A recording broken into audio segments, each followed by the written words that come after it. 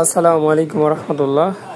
এই ভিডিওতে আমরা দেখব যে কীভাবে একটি বেতনের ইনক্রিমেন্ট বা যে বছর বছর যে বেতন নির্ধারণ হয় 5% বাড়ে প্রধান শিক্ষক যেই প্রতিষ্ঠানে চাকরি করে সবার, এটা বের করার একটা নিয়ম। প্রথমে আমরা এখানে চলে যাব, তারপরে এখানে চলে যাব। প্রথমে যেখানে কিনবো সেখানে গেলে হবে, এখানে যাব, তারপরে এই যে পায়ের চিহ্নের মতো চিহ্ন ইনক্রিমেন্ট, এখানে ক্লিক করব। এখানে ক্লিক করার পরে দেখা যাবে যে আমি হ্যাঁ বাটনে ক্লিক করব।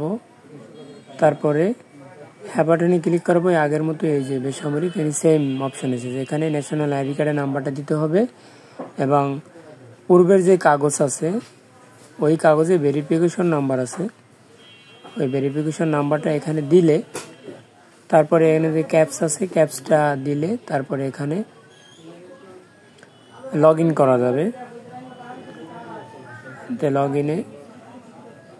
লগ ইন করা হয়ে গেলে এই দেখেন একদম সহজ, আপনি চাইলেই পারবেন, কোনো সমস্যা নাই।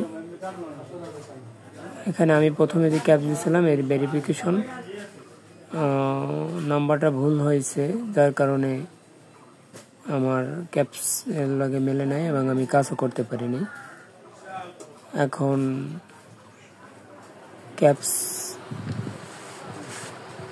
এখন ক্যাপস আবার দিয়ে দিতেছি এবং প্রবেশ করতেছি এগ্রি। ওই মোবাইল নাম্বার, যেই মোবাইল নাম্বার প্রধান শিক্ষকের, ওই নাম্বারটা ওটিপি গেছে, ফোনের মাধ্যমে ওটিপিটা এখানে দেওয়া লাগবে। ভেরিফিকেশন হয় নাই,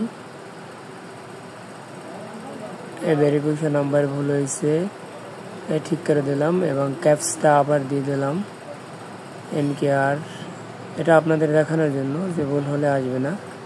এবার 4 সংখ্যার ওটিপি গেছে ফোন নম্বরে, যেটা দিয়ে এটা রেজিস্ট্রেশন করা, ওই নাম্বারে ওটিপিটা গেছে এবং এখানে ওটি নাম্বারের সময় হচ্ছে 2 মিনিটের মতো, মানে 1 মিনিট 40 সেকেন্ডের মতো। এখানে